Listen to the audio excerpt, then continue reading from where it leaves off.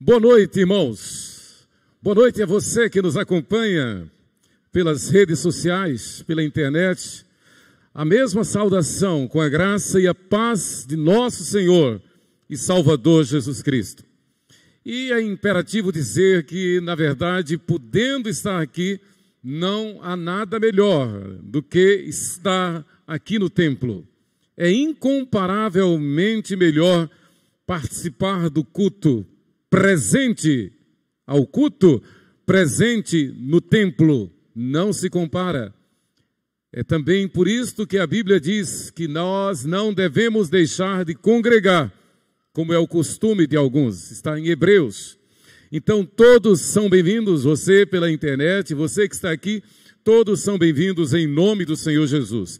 E é sempre bom lembrar que é uma bênção esse canal pela internet.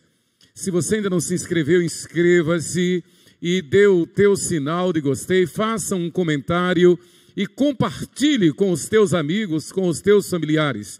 Isso é relevante para a igreja, é relevante para o testemunho do Evangelho. Faça isto, tá?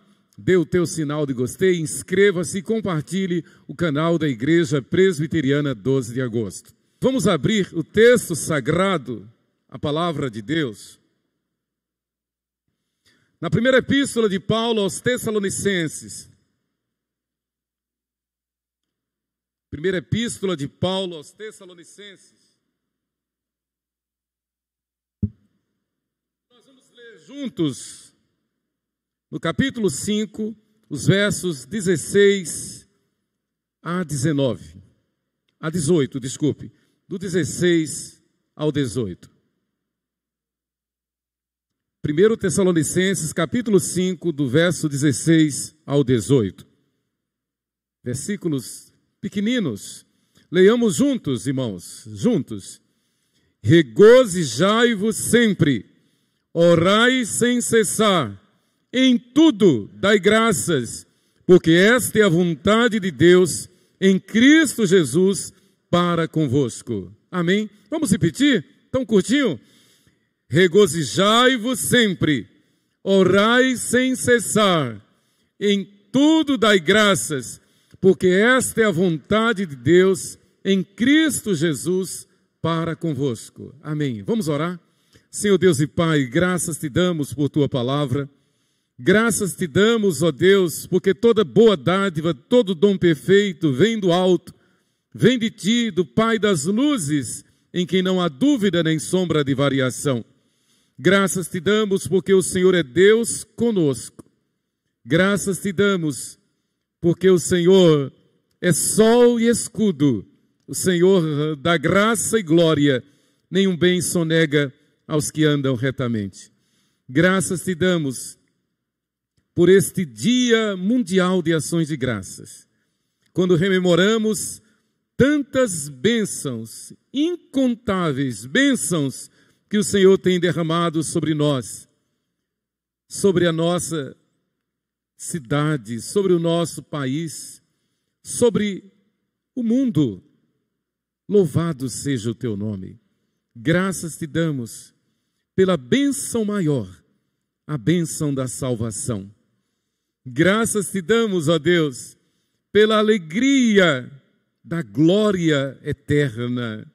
Graças te damos, ó Deus, pela certeza da vida eterna. Louvado seja o teu nome. Senhor, queremos ouvir tua voz. Fala conosco, Senhor. Fala, Senhor, ao meu coração. Fala, Deus, que o teu servo ouve. Em nome de Jesus. Amém. Podeis sentar, queridos irmãos. Em tudo dai graças. Verdadeira é esta expressão que diz com muito louvor. O louvor liberta. E este trecho desta música de Cassiane, sergipana de Lagarto, cante louvores. Está sofrendo, louve. Ora, se nós podemos louvar quando tudo está às mil maravilhas, podemos também cantar quando está ruim, quando estamos sofrendo. O imperativo divino, o imperativo bíblico é que nós louvemos ao Senhor. A Bíblia diz que o Senhor nos formou no ventre da nossa mãe e nos trouxe à luz com um propósito, qual? O louvor da sua glória. Quer saber? Eu tenho pensado, buscado ao Senhor, orado, falado com o Senhor e tenho descansado no Senhor. No seguinte ponto, em especial: Senhor, a minha vida está nas tuas mãos. Não há o que temer. Não há o que temer. A minha vida está nas tuas mãos. O pior que poderia acontecer seria enfrentar o último inimigo. Mas o último inimigo já foi derrotado, que é a morte. Já foi derrotado lá na cruz do Calvário. Então este chamado último inimigo pela Bíblia, que é a morte, já perdeu. Nós já vencemos. Nós somos mais do que vencedores. Queridos, a igreja em Tessalônica, fundada pelo apóstolo Paulo, quando estava em Corinto, mais ou menos no ano 51, ele endereça esta carta. Ele estava lá em Corinto, e ele endereça esta carta para atender algumas necessidades e passar algumas orientações à igreja lá em Tessalônica. Ela foi organizada durante a segunda viagem missionária de Paulo. Está lá em Atos capítulo 17. Ela compunha-se a igreja lá em Tessalônica, que ficava na Macedônia, já na Europa, de judeus convertidos, gregos, que buscaram conhecer no Evangelho um novo caminho, uma nova filosofia, mas encontraram a verdade, encontraram Jesus. Judeus, gregos. Era característico lá da igreja de Tessalônica uma sociedade auxiliadora feminina, uma verdadeira SAF, como nós temos na Igreja Presbiteriana do Brasil, composta aquela sociedade de senhoras, de mulheres da alta classe lá em Tessalônica. Há um registro lá em Atos capítulo 17, versículo 4 em especial, que mulheres da classe alta haviam tido um encontro com Jesus e tornaram-se membros da igreja lá em Tessalônica. E como só ia acontecer com mulheres piedosas, elas empurravam o trabalho para frente. Elas alavancavam o trabalho. Tornaram-se verdadeiras missionárias ali em Tessalônica. Então, de início, a igreja já nasceu pujante. Talvez alguma coisa que nós estamos sonhando com Rosa Elze, pensando já no templo, pensando já numa grande igreja, uma das bênçãos que o Senhor tem nos dado este ano, o ponto de pregação lá no Rosa Elze. A igreja de Tessalônica, ela começou já forte. E como naturalmente acontece em cada comunidade local da igreja de nosso Senhor Jesus, problemas começaram a advir, problemas começaram a surgir. Havia um bom número de convertidos vindos diretamente do paganismo, de todo tipo de idolatria comum na época do Império Romano. E eles vinham com suas características. Grande era a responsabilidade de doutrinar esta membresia, não diferente da membresia da igreja 12 de agosto, não diferente da membresia de qualquer igreja local do reino de nosso Senhor Jesus Cristo. Então Paulo envia Timóteo. Ele recebe um parecer lá da igreja e ele envia Timóteo aos Tessalonicenses. Nós temos isso em 1 Tessalonicenses 3, de 1 a 3, que posteriormente então traz um relatório ao apóstolo Paulo, que estava em Corinto, como disse. Muitos crentes lá em Tessalônica estavam desconsolados. O problema, talvez o problema principal da igreja nascente, da igreja pujante e forte em Tessalônica, é que aqueles irmãos estavam perplexos, aqueles irmãos estavam angustiados com o fato de que o Senhor Jesus não voltara ainda. E eles estavam preocupados num ponto capital, num ponto principal. Alguns irmãos estavam morrendo, e aí? O Senhor houvera dito que logo, logo ele voltaria, está registrado em Atos capítulo 1. Mas os irmãos estão morrendo. Percebam que não havia ainda a Bíblia como nós temos hoje. A Torá, o Antigo Testamento, era propriedade exclusiva dos rabinos, dos judeus. Os judeus eram inimigos do Evangelho, então. O judeu raiz, o judeu religião, o judaísmo, como ainda hoje. A Bíblia não existia, o Novo Testamento não existia, as cartas estavam começando a ser escritas ainda. A comunicação era verbal, era oral.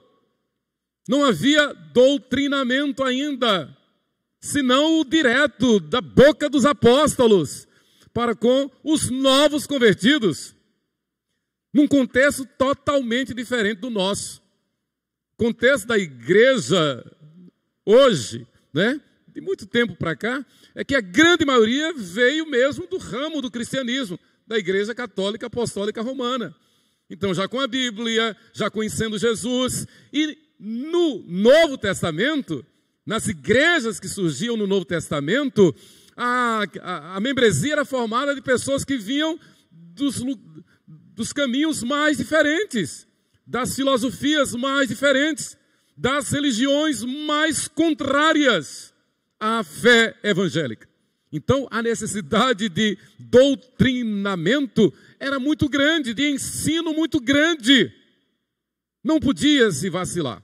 Mas mesmo com todo o cuidado, com toda a atenção, com todo o doutrinamento, havia grandes dificuldades, grandes problemas. E, repito, talvez o maior problema era esse, a angústia da igreja sem saber para onde ia. Outros irmãos da igreja, certamente movidos por esse mesmo temor, chegaram à conclusão de que não deviam mais trabalhar e deviam vender tudo, deixar tudo, porque não adiantaria trabalhar, porque o Senhor Jesus estaria voltando logo. Lê do engano. Nós sabemos que Jesus virá e virá breve, talvez já, talvez mais tarde, esta noite, nós não sabemos. Ninguém sabe o dia nem a hora, só o Pai, só Deus o Pai é quem sabe. Mas ele disse, breve venho. Não é porque ele disse, breve venho, que nós vamos cruzar os braços, que nós vamos parar de trabalhar, porque ele breve virá. É melhor dizermos como Martinho Lutero. Martinho Lutero disse, se eu soubesse que Jesus voltaria amanhã, hoje mesmo eu plantaria uma macieira. Ou seja, eu quero ser encontrado por Jesus trabalhando. Eu quero estar trabalhando. Eu quero estar realizando a obra que o Senhor me confiou. Então, Paulo já enfrenta esse problema. Havia desânimo, havia tristeza pela perda dos irmãos e sem saber o destino. Aliás, eu faço um parênteses. Mesmo hoje, século 21, mesmo na igreja de boa cepa, bem doutrinada, ainda há irmãos que têm medo da morte. Ainda tem irmãos que ficam com medo, que ficam tentando, de alguma forma, fugir do assunto. Tem medo, talvez, por superstição, até de falar a palavra morte.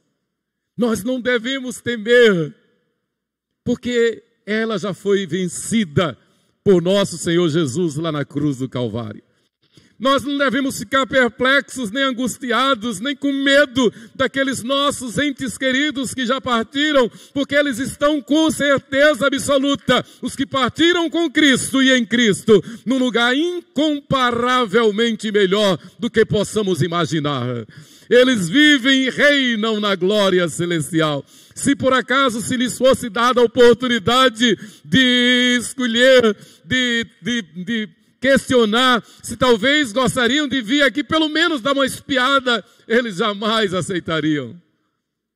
Porque lá é incomparavelmente melhor. Então Paulo aproveita o ensejo para doutrinar a igreja sobre a alegria da ressurreição, sobre a bênção da vida celestial. Paulo enfrenta essas adversidades, a tristeza dos irmãos, Havia também aqueles que, como normalmente acontece, andavam desordenadamente e precisavam de disciplina. Versículo 14 do capítulo 5. Alguns estavam tentados a voltar aos vícios pagãos. Capítulo 4, versículo de 1 a 8, nós vemos isto. E havia também o problema da perseguição. Às vezes, em alguns círculos teológicos, fica se questionando, a igreja vai ou não vai passar pela tribulação? A igreja, desde o Pentecostes, ela só enfrenta perseguição, ela só enfrenta tribulação. Pense rapidinho, o tempo da igreja apostólica, da igreja chamada primitiva, não foi 1, nem 2, nem 3 dias, foram 3 séculos e meio de dura perseguição, 350 anos de perseguição, de morte contra a igreja. Com certeza nunca houve tanta perseguição, tanta tribulação para a igreja em geral, como no início da igreja. Então não precisa questionar se a igreja vai ou não vai passar por grande tribulação. A igreja sempre tem enfrentado. E se tiver que vir uma tribulação maior do que aquela, como a rainha Esther, nós respondemos, se perecer, pereci. Na verdade, ninguém mais pode nos matar, porque nós já vencemos a morte. Paulo aproveita essa angústia, essa aflição daqueles irmãos para doutrinar nesse sentido.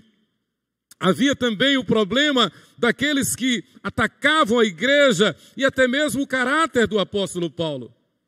E aqui merece um comentário um pouquinho mais detalhado. O apóstolo Paulo, em todas as igrejas que ele passou, ele enfrentou adversidade. Ele enfrentou oposição. Num determinado momento, ele chega a dizer que todos o abandonaram. Ele ficou sozinho.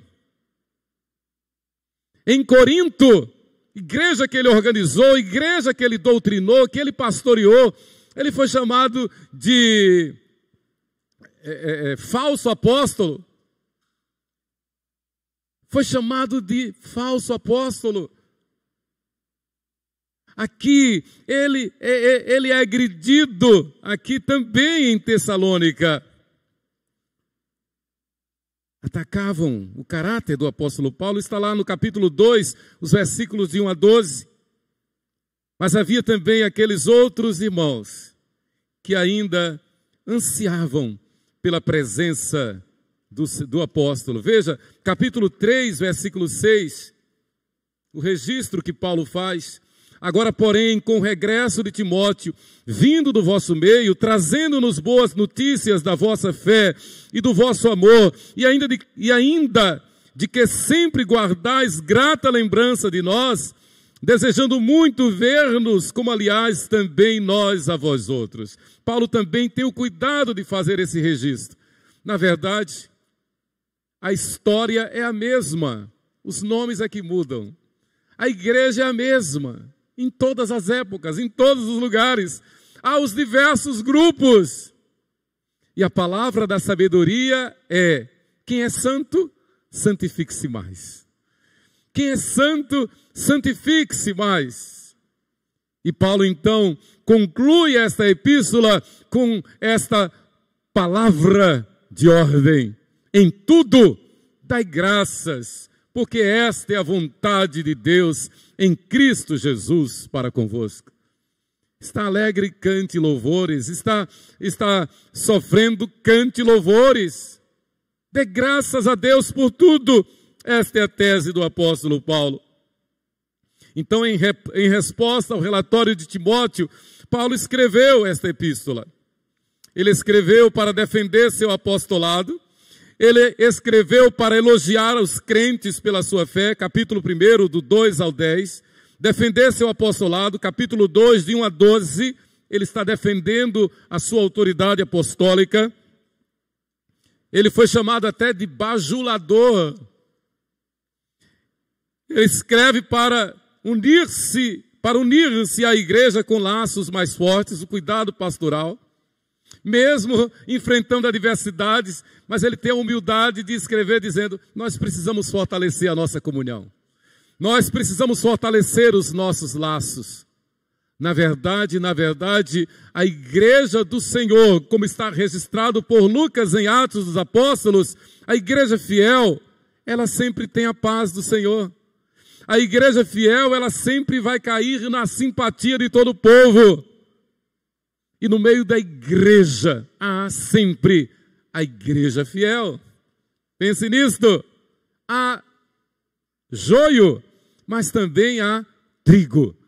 E a palavra de ordem é, seja um trigo sustância. Seja um trigo valoroso.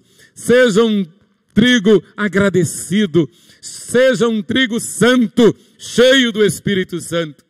Paulo também escreve para exortar a igreja à vigilância, capítulo 5, de 6 a 11, a conduta ordeira, tanto na assembleia com os irmãos, como na vida diária, capítulo 5, do 12 ao 23. Irmãos, então, tomando esta palavra de ordem, em tudo dai graças, nós podemos meditar no seguinte. Paulo diz no versículo 16, regozijai-vos sempre. Regozijar-se é uma atitude de gozo, é uma atitude de alegria, é uma atitude de ânimo, é uma atitude de paz. Regozijo-me porque vai tudo bem. Regozijo-me apesar da perseguição, apesar das adversidades, apesar das contrariedades, mas quando nos lembramos de que o Senhor é Deus conosco, quando nos lembramos de que Ele nos chamou com eterno amor, quando nos lembramos de que Ele nos libertou do império das trevas, nos transportou para o reino do seu amor, quando nos lembramos de que nós já conhecemos o final da história, e o final da história é um final de glória, é um final de vitória, nós só temos que nos regozijar. No mundo teremos aflições, sim, mas nós, com Cristo e em Cristo, já vencemos o mundo. Paulo nos anima nisto, em meio às pressões, às tentações, às aflições mais variadas, em meio à tendência ao desânimo, à tristeza e até mesmo à negação da fé. O apóstolo adverte, regozijai-vos sempre. Vivam em constante ânimo. Animem-se no Senhor. Eu creio que é nesse sentido que a Bíblia diz que os tímidos não entrarão no reino dos céus. Os tímidos, aqueles casacudos, aqueles entristecidos, aqueles pessimistas, desanimados. Não há possibilidade de sermos desanimados quando nos lembramos de que maior é aquele que está em nós do que o que está no mundo. Não há possibilidade de sermos desanimados quando nos lembramos de que aquele que habita em nós é o Espírito de Deus. Muitas vezes eu, Emanuel, sou tentado a desanimar. Quantas vezes sou tentado a me entristecer, mas é batata. Nessa hora eu me lembro de que em mim habita o Espírito de Deus. Eu não tenho razão para reclamar se em mim habita o Espírito de Deus. E o Espírito de Deus faz fluir em nós amor, alegria, paz, longanimidade, benignidade, bondade, fidelidade, mansidão, domínio próprio, apesar de nós. Apesar de nós. Então regozijemo-nos sempre, irmãos. Mas em segundo lugar, Paulo diz, orai sem cessar. E aqui ele está falando com uma verdadeira liturgia, uma verdadeira ordem de culto. Regozijem-se sempre. Orem sem cessar. Palavras imperativas, palavras de ordem. Em virtude das aflições. E quando mais nós precisamos de comunhão com Deus. Em meio às adversidades. É quando mais precisamos de comunhão com Deus. Então a gente tem que agradecer a Deus por isso também. Porque quando vem a prova, quando vem a adversidade, quando vem uma cirurgia, e às vezes de última hora, quando vem uma UTI, quando vem uma calamidade, quando estoura a guerra contra nós, aí nós temos a benção, a rota de fuga, a válvula de escape, que é ir direto a Deus, ao trono da graça de Deus, em oração. Eu gosto também de lembrar-me que quando nós oramos, nós entramos na sala do trono da glória de Deus.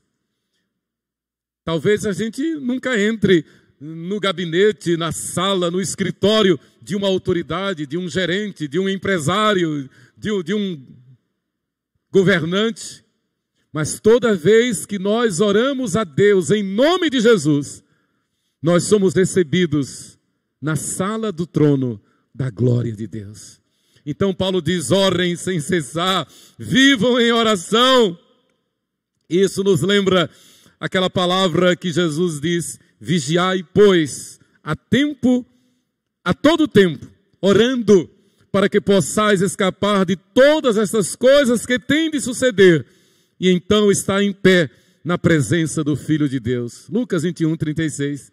Tem aflição, tem dificuldade, tem dúvida, então vigiemos em oração. Senhor, eu estou aqui. Senhor, eu sei que Tu me sondas. Eu sei que Tu me ouves.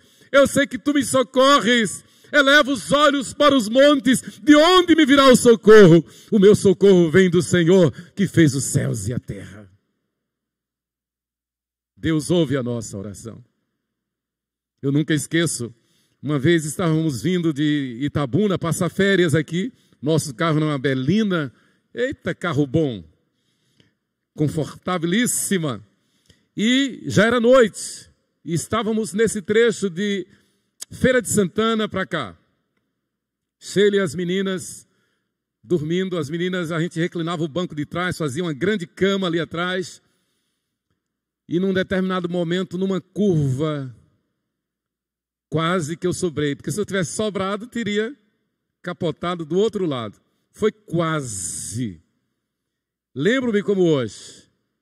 Eu senti, não foi acaso, não foi sorte, mas eu senti uma mão puxando o carro de volta para a pista, para a estrada. A mão de Deus. A gente tem que contar as bênçãos, como diz o hino: conta as muitas bênçãos, dize-as de uma vez, e verá surpreso quanto Deus já fez. Não foi acaso, não foi sorte, não foi sonho, foi real. Teria havido um acidente, talvez fatal para toda a família. Mas eu senti uma força centrípeta. Eu ia na centrífuga, mas uma centrípeta trouxe a Belina de volta para a estrada. Quantos acidentes têm acontecido? Mas o Senhor socorre, o Senhor assiste. Mas eu me lembro como hoje, nós tínhamos orado, pedindo que o Senhor nos desse uma viagem tranquila e uma chegada segura. Irmãos, temos passado dias difíceis, temos enfrentado tantas dificuldades no nosso dia a dia, temos sofrido com irmãos que sofrem, temos sofrido com o que temos vivenciado em nossos dias, mas talvez nunca tivemos orado como temos orado nestes dias. Ainda hoje à tarde eu estava conversando com um grupo de irmãos e nós estávamos concluindo exatamente isso. Talvez a igreja nunca tenha orado como está orando hoje. Louvado seja Deus.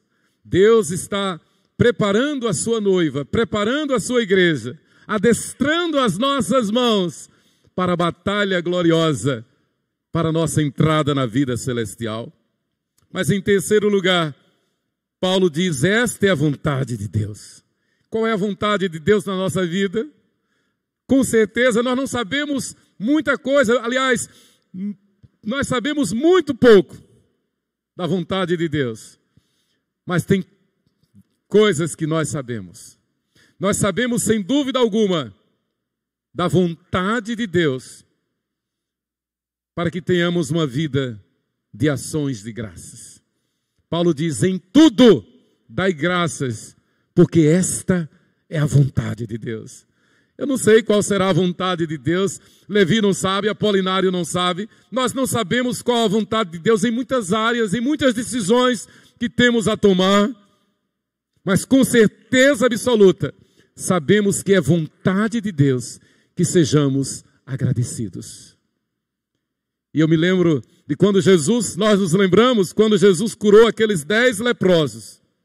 10 leprosos, os 10 foram curados, foram abençoados.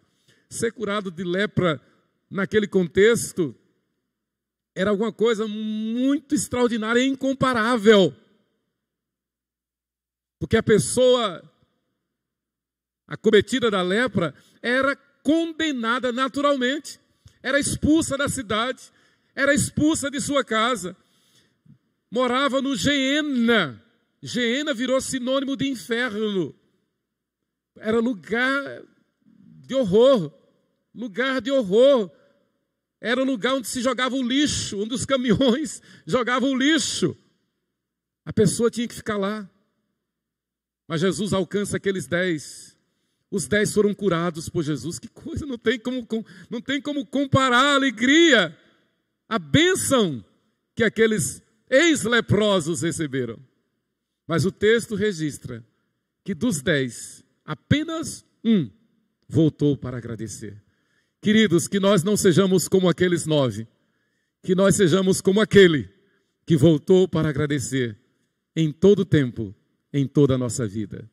A despeito das adversidades, como inúmeras que haviam na igreja em Tessalônica, Paulo ele se anima e anima aqueles irmãos a, apesar de tudo, viverem dando graças por tudo. Que Deus nos abençoe. Amém?